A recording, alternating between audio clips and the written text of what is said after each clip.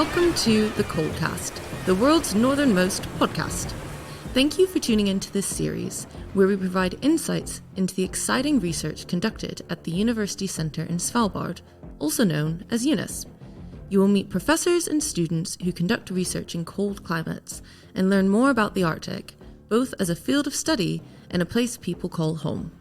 In today's special episode, Sehoya Cotner from the University of Bergen will be your host, and our guests are Sunniva Sheffield and Anna Goedde, students at UNIS. Hi, I'm Sehoya Cotner. I'm from the University of Bergen, and I'm here with Anna Goedde and Sunniva Sheffield, who are students at UNIS this term. And we're interested in hearing from students about their experience here at UNIS, particularly because we want to create a resource for future students or for people who are considering becoming students at UNIS in the future. And that resource is basically being envisioned as a frequently asked questions webpage, which is not in itself anything very innovative, but we've gotten some feedback that it might be necessary to have kind of a one-stop place to go. And so the best people to help us develop that are actually the students.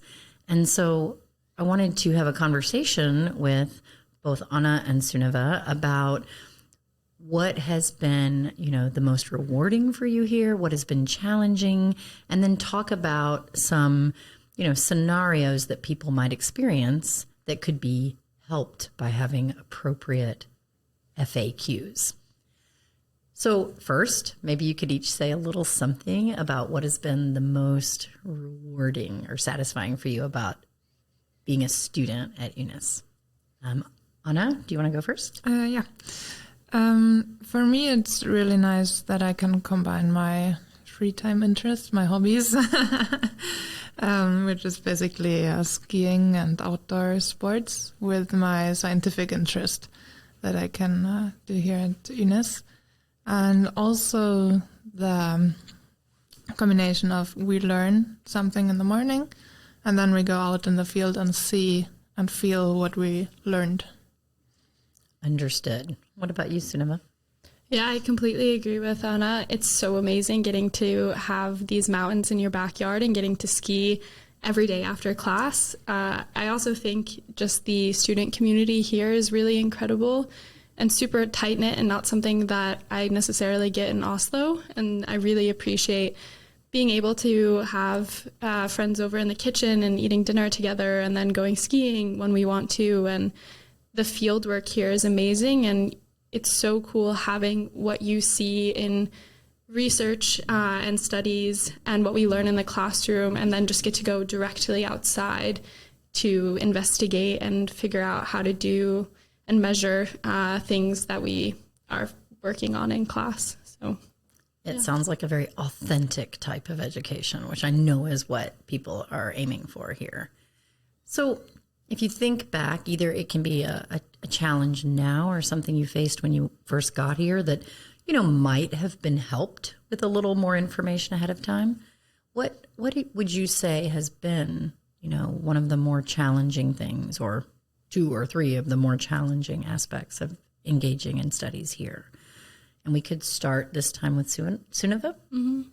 I think the cost of living up here is something I wasn't expecting.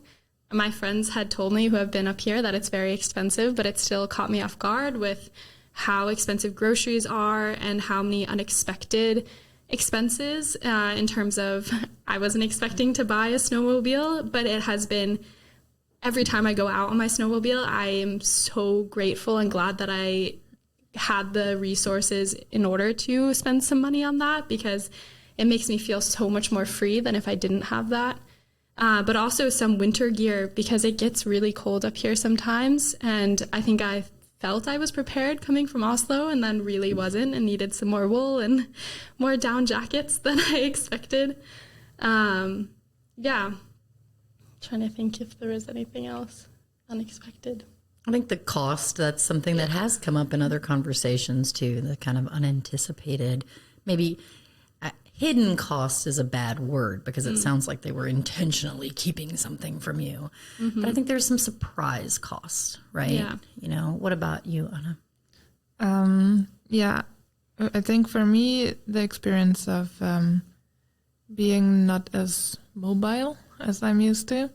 So every time I have to go, I want to go out, I need a rifle, I need a flare gun. Also now in winter, I need a snowmobile to get further than what I can reach with foot. And yeah, you don't always have access to a rifle or flare gun. And also, as Sunniva said, you need to buy a snowmobile, which is quite expensive. So this is, I think, a challenge to get over. Sunniva. I also think that just getting the rifle license wasn't something I was expecting or knew the process of at all. And I think more transparency from UNIS on the steps and how much you can actually do before you come here would have been amazing, because in that first month or two, a lot of us really wanted to get out and then couldn't get out because it takes quite a while for the police to document your allowance to hold a rifle. So I think that was definitely difficult as we were all starting to want to get outside. Yeah. I know. Yeah, and the same applies also for the snowmobiles, if people want to buy one, because when you're not Norwegian, the procedure is way longer to get it accepted and register it and get the insurance. And there are also some steps you can prepare beforehand. Excellent. That's good to know. Okay, so now I want to present you with, a couple of scenarios and ask you, what would you say to this person? So I have made up a fictional daughter that I have. I mean, I actually have a daughter, but this one's fictional. My daughter is planning to come here. She currently lives in the southern United States, so has not been above the Arctic Circle. She's never been to Europe. So you can imagine she's never experienced Northern Europe, Norway, certainly not Svalbard, and certainly not cold, dark, etc. What would you tell her by way of advice if she contacted you ahead of time? I would say research UNIS and Svalbard and Longyearbyen as much as possible before coming up here to kind of have a general idea, and then also just having a really open mind. I think one of the best ways that you can get acclimated to a new place is just being really open and understanding of that it is a different place and it's a different culture. And I think people who transition better are able to have this open mindset and come in just wanting to learn and be a part of a new community as much as possible. I also think it could be helpful to spend a week maybe in Oslo, just getting used to that cold and darker environment than the southern US. And there you can also maybe have more time with the Norwegian culture before coming up to Svalbard, because here, yes, it is Norwegian, but it's also super international. And I think sometimes, especially within the student body, I know I barely speak any Norwegian sometimes and feel rusty with that. And so I would say it's a different Norway than mainland Norway. Yeah, I totally agree on that. Maybe also I would think about which opportunities Longyearbyen especially has, what I can do here, and if this is compatible with what I want to do, like with my free time plannings, for example. Because even though we have a lot of opportunities, especially in outdoor sports, it is quite limited because it's such a small place. It's just 2,500 people who live here. But we also have like a cinema, we have bars, so there's also other stuff to do. I think just to be aware of what do I want to do and what can I do here. So do you think, kind of following that up, that there's, a certain type of person, for whom studying at UNIS is better suited, and a certain type of person that might want to think twice? I think it's super nice for people who love nature and being outdoors. I think that's a perfect place for such people.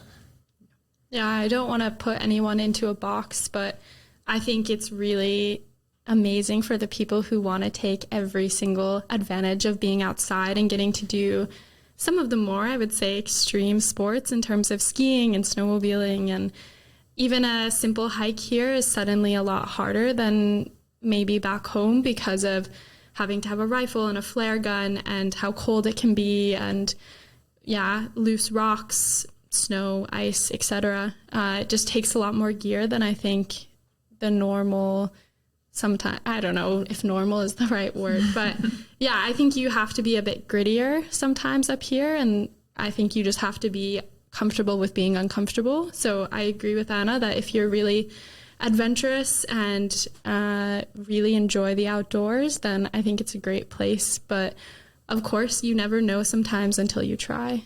I love that phrase, comfortable with being uncomfortable. So, okay, let's take the daughter scenario. What if she has a history of mental health challenges? Would you tell her anything? I think it's useful to, like, if she's in therapy or something already and has people to talk to make sure that this could be continued online, for example, or just to have be sure that there is someone, not here, but at home maybe, I can always talk to. And also, I think the community of students here is really helpful.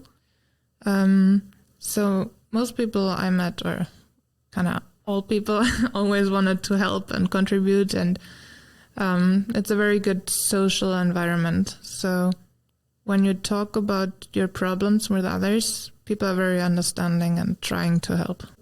When you want to talk about it, you will find people who will listen to you and help you. I think in the dark time, it's also really important to find a routine. So maybe practicing that routine before you come up here of when do you wake up in the morning? Is it physical activity? There is a gym here, and that's a great way to get outside, or not get outside, but be active, even in the dark time when it can be even more difficult to get outside. Then what times do you eat meals, and when do you want to socialize, and then also when do you want to go to bed? Because in the dark time, it's really difficult to have these schedules, and if you implement them before you come. And I think one thing that's great about, I guess, iPhones is the scheduling you can do in terms of bedtime reminders. And I found that super helpful of setting that up before I came here and making sure I was having a routine and a regular sleep schedule, as that can really be a hard thing to keep in the dark time. So you prepared for that before you came? Yeah, I tried to. I mean, that's a bit hard, of course, but just, I mean, I'm very much a routine person, so I find that helpful. But things change. You meet people and you're in conversation, and sometimes it's hard to put that on pause or say, sorry, I need to go to bed. So, I mean, yeah. I also think something I forgot maybe or didn't think about, the summer, like when we have the midnight sun, it's also not that easy because you easily lose your routine because you have no feeling of how late is it. You look out of the window, I'm like, oh, it's fine, and then it's suddenly 1 a.m. and you don't get tired because it's bright outside. So I was surprised about that. I think there's also, at least for me, I could see this fear of missing out with the light season, because there's always stuff you could be doing, even at 3 a.m. And at some point you need to settle down and go to bed, So I was a little surprised by how the light season could have its own set of mental health challenges. Okay, so what if this fictional daughter is gay? Is there anything they need to know? I would say this is a super open community, and being gay is no issue here. There's quite a lot of pride flags all over the kitchens, and Longyearbyen even has their own pride parade and festival during Pride Month. So I would say it's a super open community, and it shouldn't be an issue at all. Great. I just agree. Okay, then I'm going to switch it up a little bit. What if she's coming from Venezuela? Okay, so I'm picking a Latin American country. She might have darker skin. She might be very Catholic. might be a little bit more conservative. What advice would you give her? I think it's similar to the one we just had, that the community is really open. We are very tolerant. It is, though, that even though we are very international, we are mostly Western Europeans, I think. So it could even, I think she would be in a minority, but from the mindset of the people that are here, like, no one cares. Great. Yeah, and there is the church here at Svalbard that has sometimes Catholic Mass, so I don't think that would be too much of an issue. But of course, I think having someone to talk to about feeling like a minority is really helpful because that can feel really isolating sometimes, especially in such a new and harsh environment sometimes. And I think going from Latin America to the high Arctic and getting used to extreme cold and isolation and also just being away from family can be really difficult. So trying to have those connections both at home and trying to find people here as well could be really helpful for that. Okay. Reflecting on all this advice, which has been great, do you have any last thoughts regarding what you wish you had known prior to coming here, or information that would have improved your experience, especially initially? I think having a checklist from UNIS of things that you could prepare beforehand in terms of rifle licenses, what to pack. Of course, it's really difficult sometimes to know exactly what you'll need before you come here, but knowing that there's actually so much equipment that you can buy here without taxes and that it actually might be cheaper than back home is really critical. I know I was expecting to be in this extremely remote place without access to stores, even though I knew a little bit about Longyearbyen. And then I came here and I was like, oh, I didn't need to buy any of this in Oslo. I could have just waited and had more or saved some more money, which would have been really nice. Yeah. I think a checklist would have been great of here's how you can already start the process for your rifle application. It's important to know that you can buy a snowmobile and be prepared to have some money saved up or an idea of if you actually do want that. And yeah, a proper packing list in terms of how much wool or how many down jackets or what kinds of boots are important, what you might need for field work, as well as maybe an outline of certain activities that you could do here at UNIS as a student.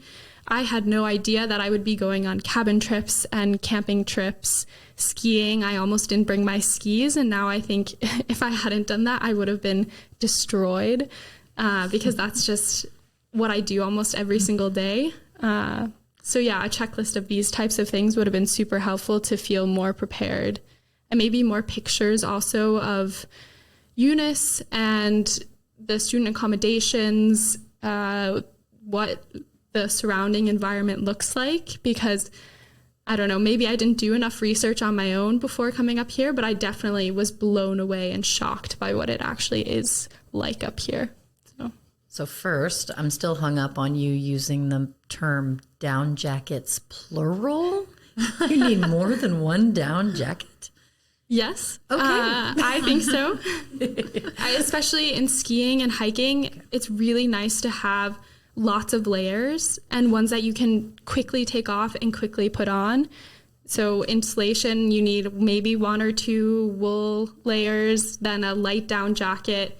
And sometimes I'll even put a thicker one on either over top my shell jacket or even putting the thicker down jacket under my shell. I mean, it gets really cold, especially on tops. As soon as the wind starts blowing, it's suddenly the temperature will drop by 10 or 15 more degrees. So this is great advice. Are we missing anything? I think the idea with the checklist is really nice, and also combine it with pictures, because when you see it visually, you have better ideas or you understand better. No. I know there's some concern with some of my colleagues, and I've had it as well, that if we tell people too much ahead of time, then they'll lose that magic of discovery, and finding out about Svalbard on their own. So I do understand that, But I also know that if you arrive at a new place and you feel like you're less prepared than your peers, then you could immediately start from a feeling of lower belonging.